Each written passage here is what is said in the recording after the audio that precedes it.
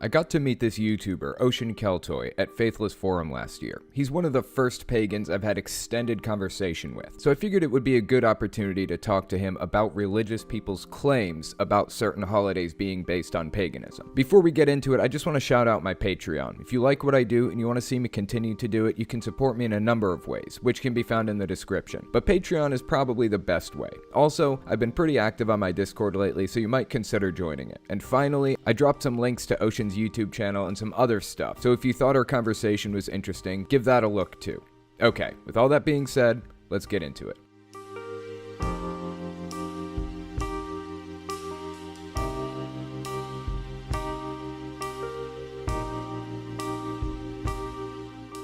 I figured what I'd do is I would start out by kind of getting your history, your religious beliefs and background and things like that. So we'll start there and then we'll get into another subject in a second. Why don't you tell me about your belief system? Like, what are you a Christian? Are you an atheist? What's the deal? Am I a Christian? Yes, I've been a Christian for 20,000 years. No, it's not like... I was a Christian. I started out as a Christian for a long time. Probably stopped being a Christian around 21. It was an interesting transition out of Christianity. I didn't really transition from Christianity into anything immediately.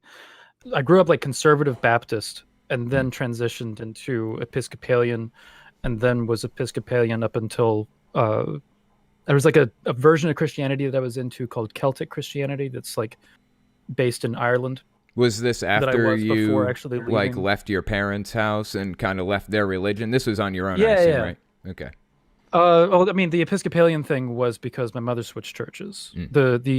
We had a situation pop up at a Baptist church in which my mother, who was a divorced woman, was seen drinking with a man in public by somebody that was a member of the church, and that just wasn't okay. And she was part of the jail ministry.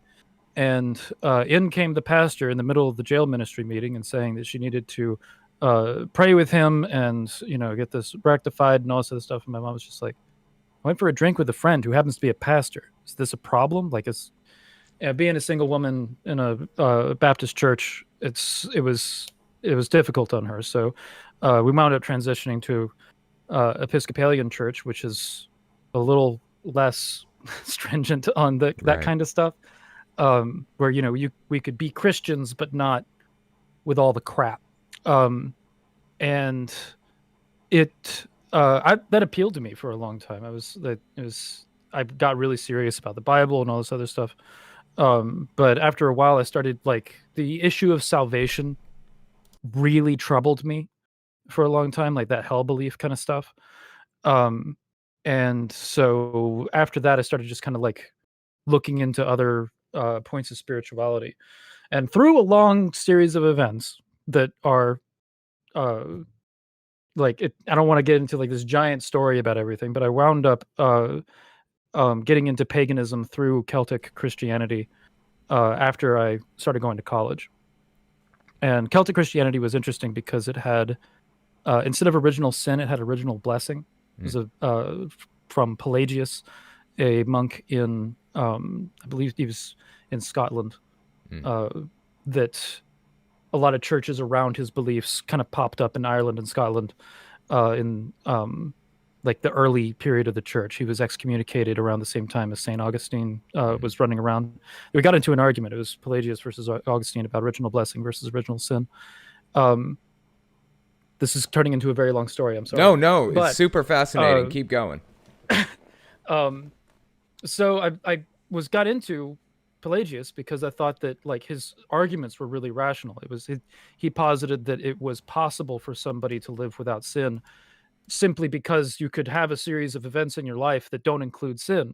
And he doesn't put forward that anybody's done it, but he says that because this is possible, original sin doesn't make any sense, and that he also divorced what spirituality, like the truth of spirituality, from the Bible, and rooted it in the human soul more. Where if he said, if your heart of hearts, or your inner voice of your conscience disagrees with the Bible, then you should listen to that inner voice, because that's the voice of God, not what's written in the Bible. And that made a lot of sense to me at the time.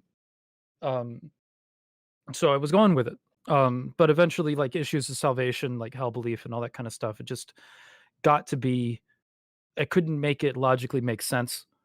But I still saw value in pursuing spirituality. So I've wound up as a polytheist, looking more at pagan traditions that Celtic Christianity was based on, because I saw a lot of the good things in it.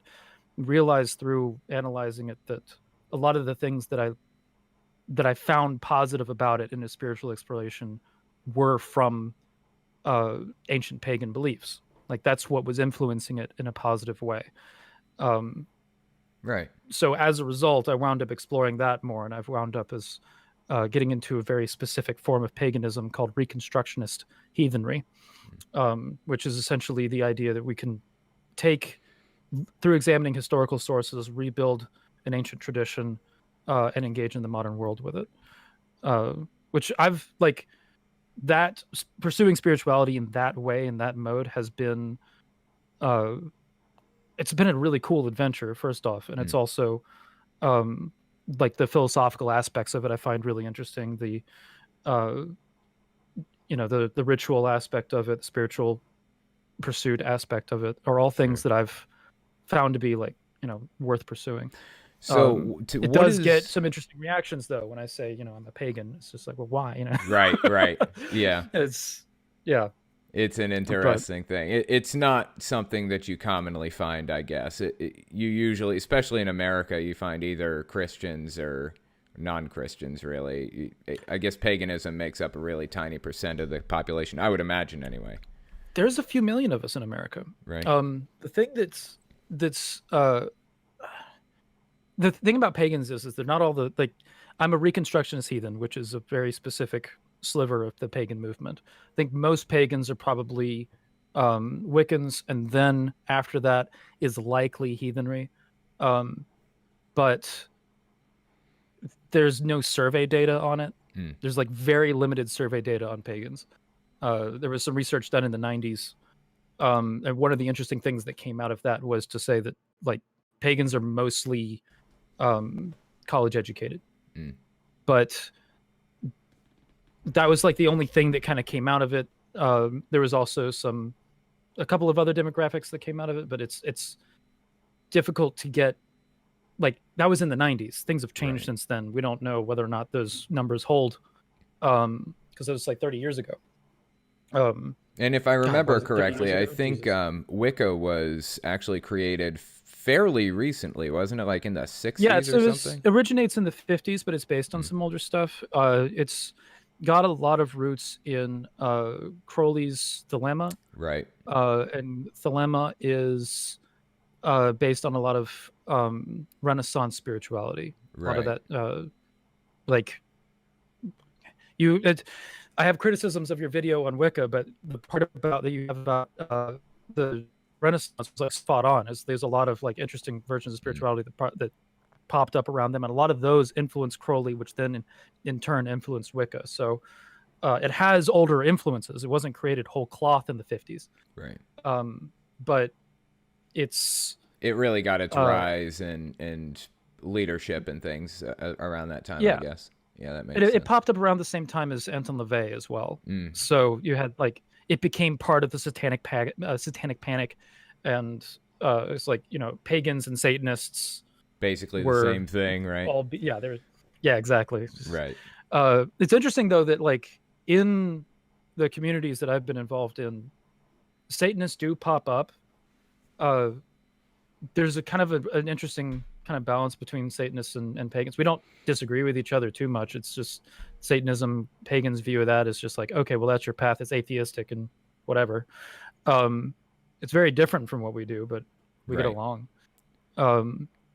Neither of you are Christians, really, and it seems like they're kind of the majority group and very controlling in a lot of ways. So I guess you can probably find common ground with Satanists and even atheists.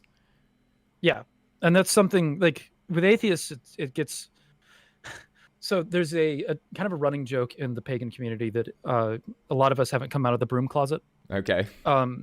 That when we start talking about our beliefs at all, and especially to the specificity that Christians do, and people aren't necessarily bothered by that.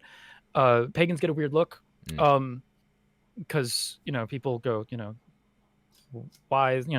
You get some kind of interesting assumptions made, and a lot of people just don't want to deal with that, so they don't publicly say anything about being pagan. And the response comes from both Christians and atheists. You get some atheists that will say that they come at us and say we're delusional, and then you get Christians that say that we're going to hell, and then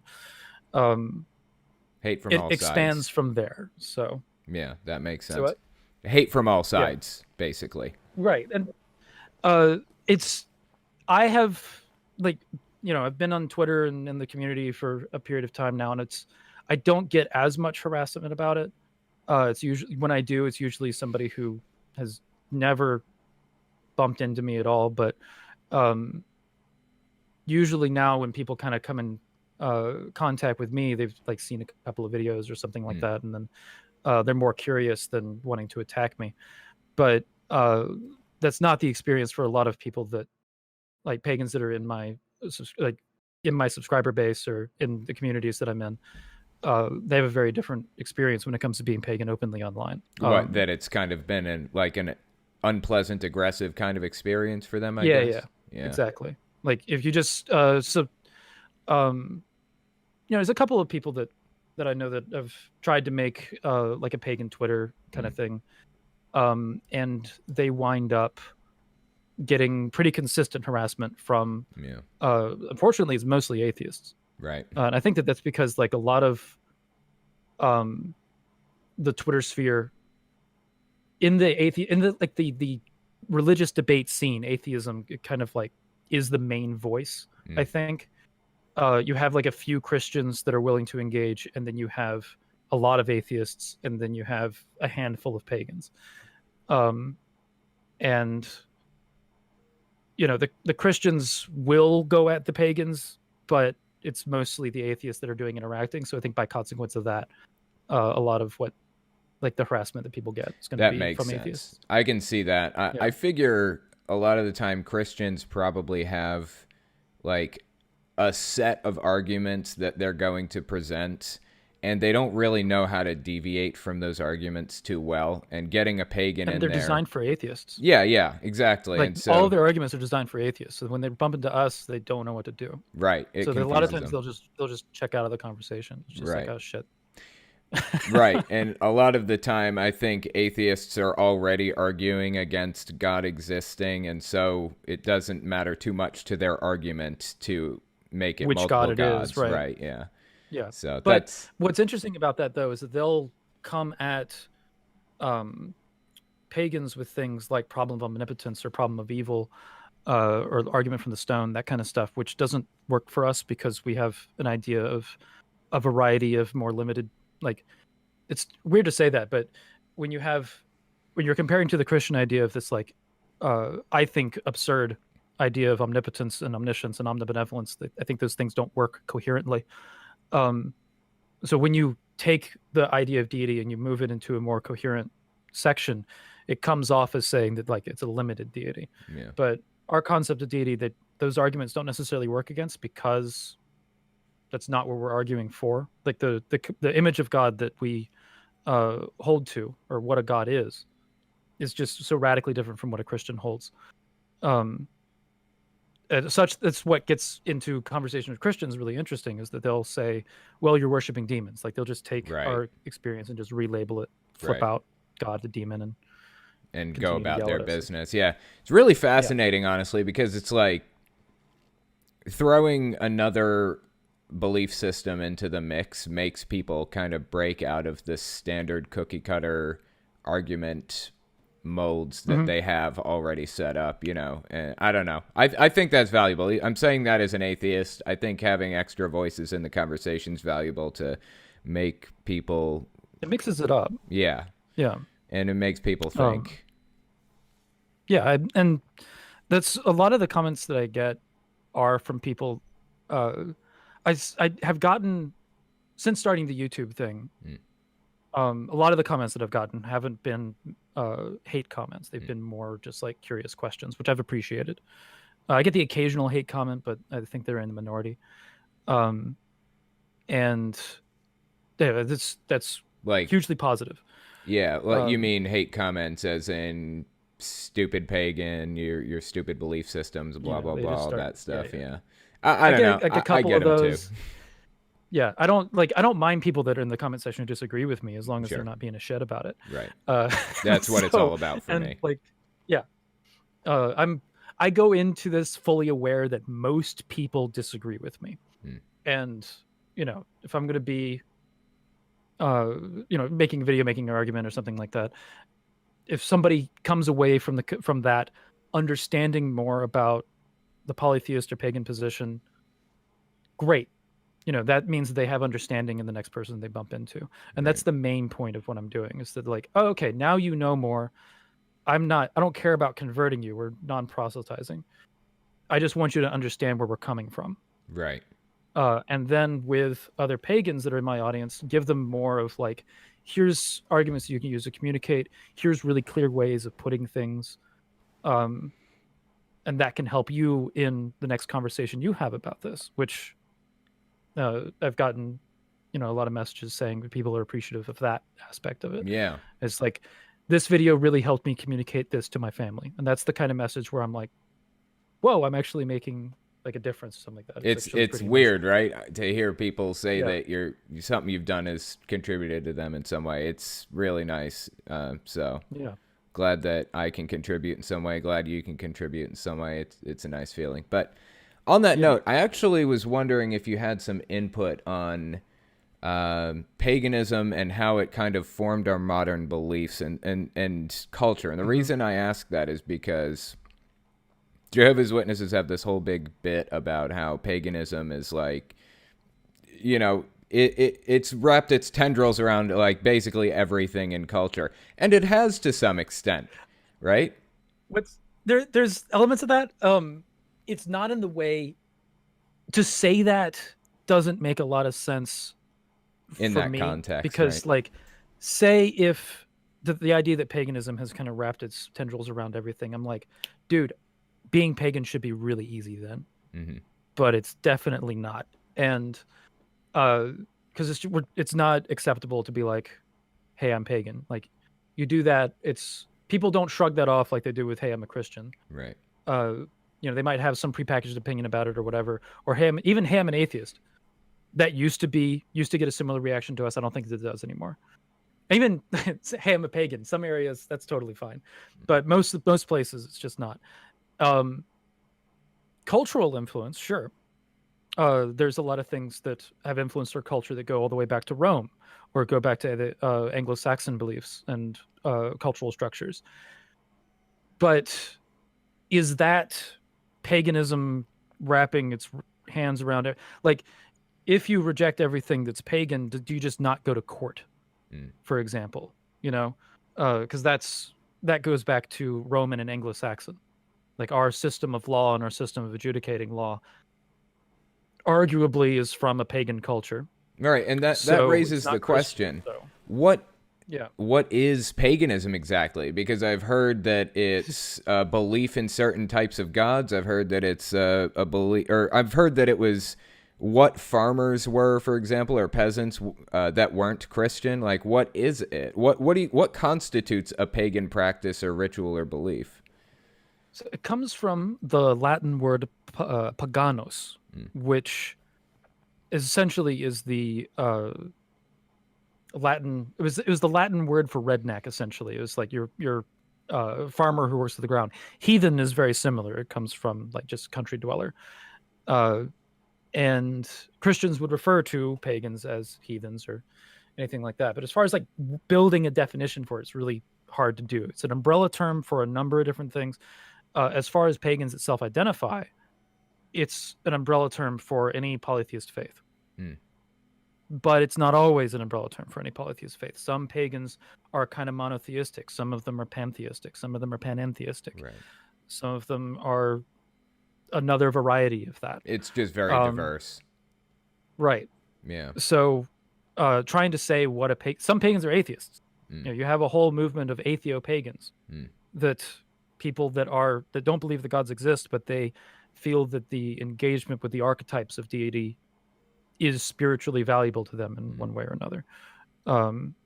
And that's something that I've given a lot of criticism about. Some of it's kind of silly, but I don't get atheopagans. I'm happy to help them because a lot of times, like, I've had a few atheopagans. They'll come to me for like, hey, I'm looking for historical sources on this kind of thing, and I'm happy to point into it and send them to it. But I have said several times that I don't necessarily understand atheopaganism.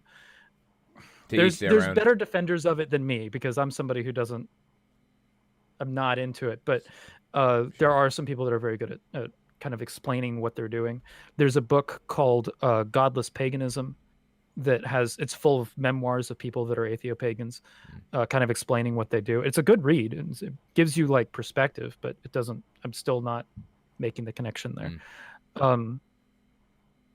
But anywho, as far as what is pagan, it's a family of beliefs and minority religions. Pretty diverse, right?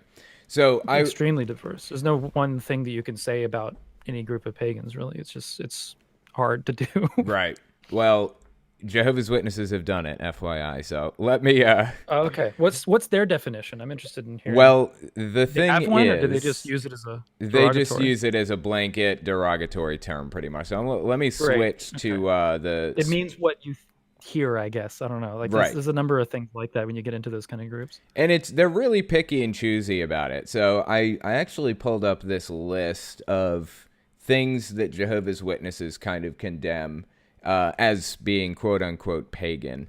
Pagan practices. Yeah. Like there are a bunch of different things in here that are really, really shaky. Like, for example, they don't celebrate Christmas because of its pagan roots. The Christmas tree is a pagan symbol. It came from paganism, quote unquote. Thing is, of the things that are celebrated in Christmas, the Christmas tree is the thing that probably isn't pagan. Right. It's really, really weird that that's what they're. I mean, I get it. Like, I thought it was pagan for the longest time. The idea of bringing a tree into your house, decorating it, and then putting gifts under it. Like, that's super fucking pagan, right? But can I cuss on here? Yeah, that's fine. Go ahead. All right. But it sounds like it's super pagan. But the origination of it is probably in German Christianity. Maybe it's influenced a little bit, but because wreaths are probably pagan. I mean, wreaths are definitely pagan. But the Christmas tree itself, we don't have any. There's no evidence, which it would be hard to find evidence for something like that archaeologically. Right. But the practice seems to originate somewhere in Germany, where it's like maybe it's pagan. You could argue that it's possible, but there's nothing rock solid about the idea of the Christmas tree. Right. Well, that's one of their big things is Christmas trees. They also they don't celebrate birthdays. For a number of reasons, but some of which is for pagan reasons. I looked that up, birthdays. Oh yeah. I found its origination is in German tradition, and it's probably pre-Christian. It's maybe pagan. Pre-Christian. Like, it's hard to, According to Jehovah's Witnesses, pre-Christian means pagan, basically. So all those Jewish traditions.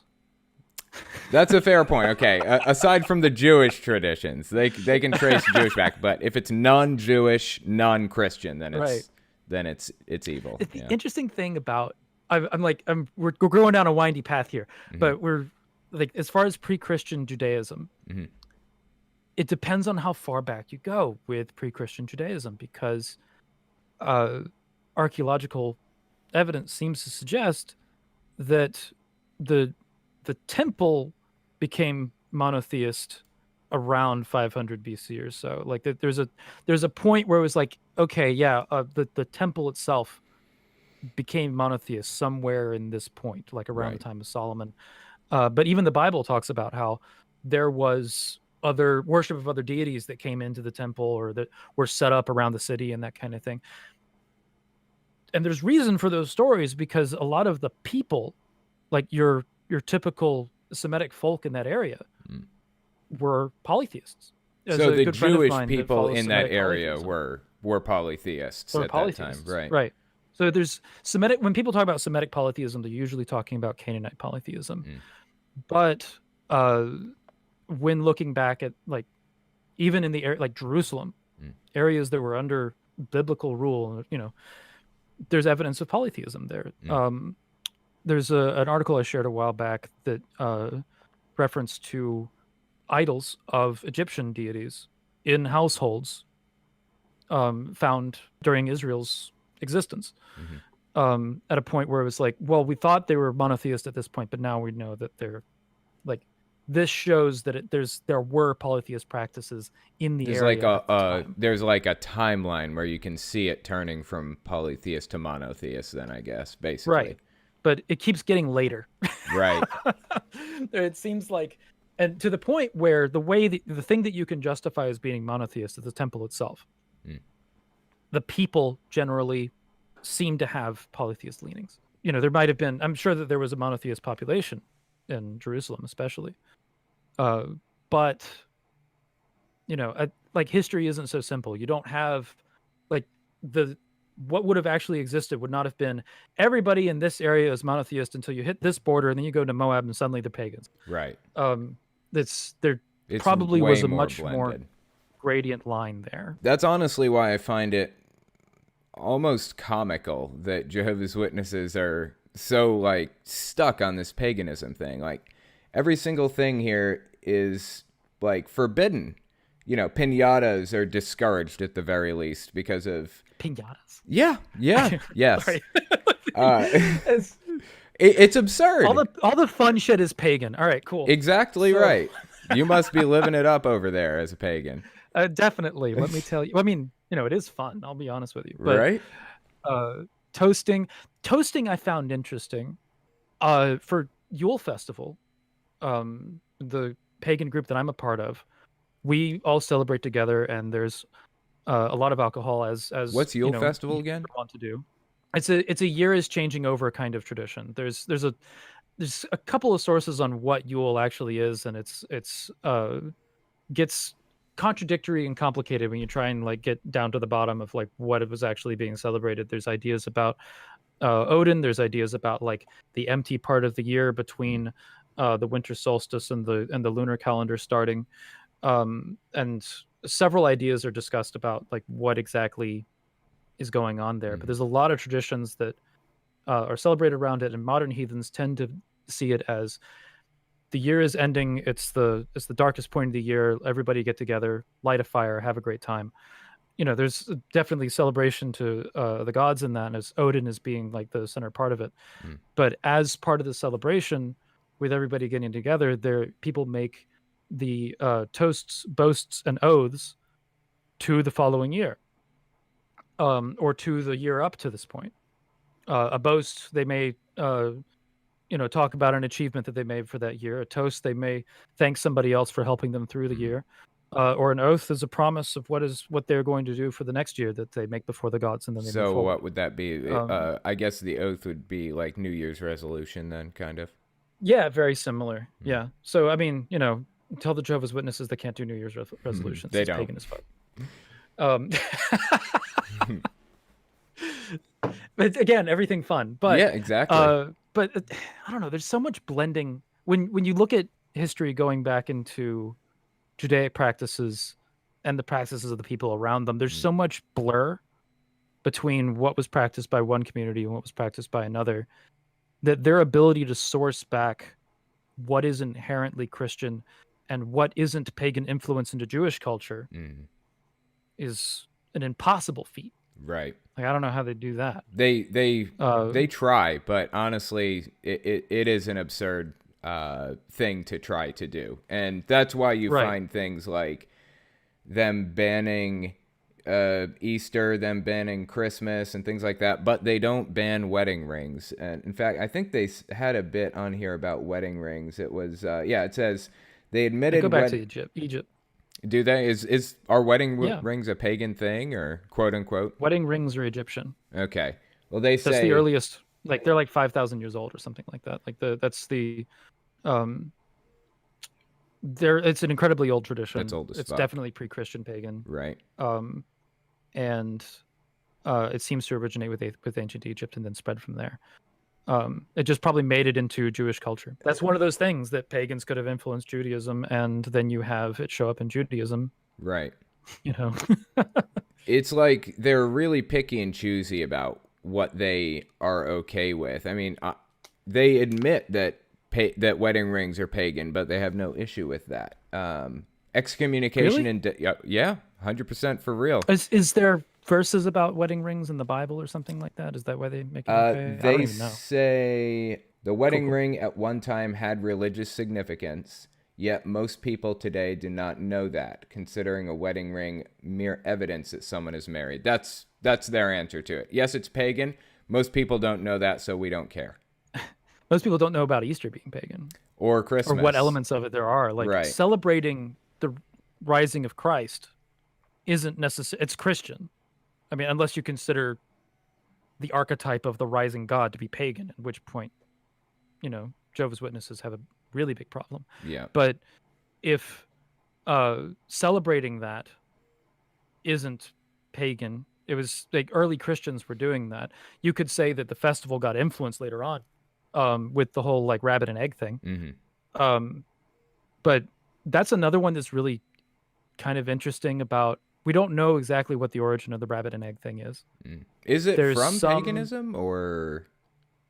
So the idea is that there's an English writer named Bede who writes, I believe, in the 800s about the belief in a goddess named Ostara, and that her practices, that she's associated with fertility, and that is representation is through rabbits and eggs. But Bede is the only place where this is even mentioned at all. There's no other mention of it anywhere. And Bede was writing about was supposed to be a widely held Germanic deity. Now, pagans are split on this. Some people regard Ostara as a deity that's made up by Christians. Others are consider Ostara to be very important to the changing of seasons rituals around the equinox. Yeah, it's not as cut and dry, basically. Right. It isn't, and it could have been that Christians came up with the whole rabbit and egg thing. It's conceivably possible. It seems unlikely to me. I side with the idea that Ostara was practiced, because there's other parts of, like, there's some statues in France that seem to suggest that this was a thing. But again, it's not something that you can like go out and prove. Right. And you never will be.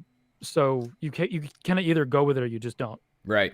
Well, And with a lot of pagans choose to go with it. A lot of pagans choose to be like, well, the whole judgment. But the idea that like don't celebrate Easter at all, like I can see abandoning the Easter bunny, but not even doing the whole let's go to church and take communion and all that jazz. recognize Jesus or whatever they do. Right. Yeah. Like celebrate that fact that is the basis of salvation in the Christian faith.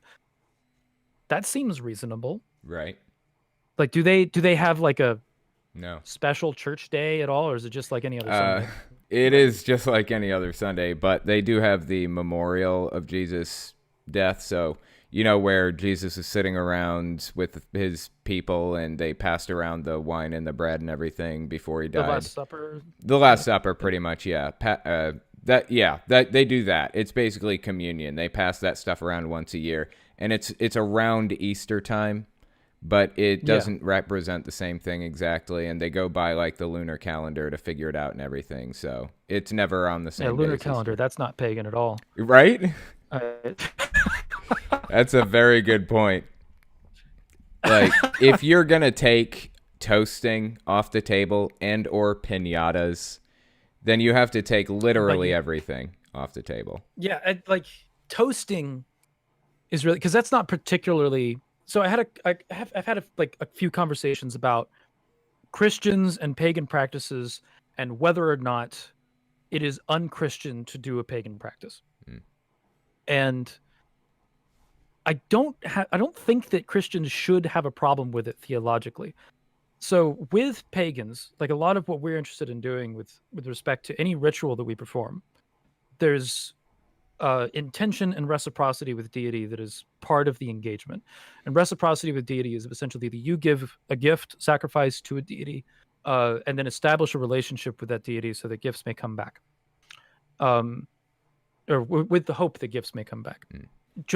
Christians, when they engage in practices that may be inspired by pagan practices from back in the day, aren't doing anything like that. They're not going in with the intention of engaging with deity. They aren't establishing any sort of reciprocity with a pagan god. They're just doing things. Like, they're just moving a tree into their house and making it a place to put gifts. There's no intention behind it. Right. It's let's celebrate Christmas. Right. If they do it with the intention of giving alms to Santa, they may be accidentally worshiping Odin, arguably. But it's hard to say you're accidentally giving ritual to a deity, because intention is so important as far as like our understanding of ritual. So the Christian recoiling at things that they believe might be pagan is very interesting to me, because they're afraid of even touching that space of things that pagans do sometimes in relation to anything related to their culture. And while we can talk about how in a lot of these societies, religion and culture weren't necessarily separate. That's a Christian thing. Christians started separating religion from culture and then making it spread, and then using religion to influence culture. Whereas if you went back in time to 500 AD in Germany and started hanging out with the Suebo, or some other tribe or whatever, they wouldn't see a difference necessarily between religion and cultural practices. All of it would be spiritual, because all of it runs with that intention. Right. Christians are very separated about it. So what they're doing without any intention, it being accidentally pagan, doesn't make any sense from a pagan perspective. We're just like, how do you... It does not square so when up it gets into at things all. like toasting isn't even a religious act necessarily, unless you're, depending on how interacting you're getting with it. But it's not alms to a deity. It's just something that the people did, I guess. Right. It's more of like giving respect to your friend if you're toasting. Right. There's no God involved in that exchange. It's pretty obvious that they're like overly obsessed with what's pagan and what isn't. And I actually talked about this thing that I call placing extreme importance on events or ideas, where it's like, this is honestly the perfect example. Like, is it really worth separating yourself from an entire like cultural event like Christmas just so that you don't risk like upsetting God by possibly taking part in some possibly fabricated ritual, like pagan ritual? It's honestly ridiculous. It sounds like that they just kind of want to be spiritual hipsters. Yeah. That's kind of a weird way of saying it, where it's like, all the cool kids, everybody else is doing Christmas, but we are not doing that normie stuff. Holy shit. I've never connected the dots. That's such a good way to say it. Well, listen, man, we've been on here for a while. I appreciate you coming on and talking to me. Why don't you tell people about your channel and where they can find you? You have a YouTube channel, right? Yeah. YouTube channel is Ocean Keltoi, youtube.com/Ocean Keltoi. And you can also find me on Twitter. It's Ocean Keltoi, KELTOI. And you run a YouTube channel where I basically talk about like polytheist ideas and a little bit about history sometimes, and going into some philosophical arguments on stuff. And most recently, I started engaging on there's people bringing up paganism in politics. Somebody started trying to say that environmentalism is pagan, and I dealt with that in a really snarky way, but it was fun. I saw that. I'll put links in the description, FYI, so people can click on stuff. Just send me some links and I'll drop them in there. But again, appreciate you coming on and talking to me. It's been an awesome conversation, and I will talk to you next time, okay? Absolutely, man.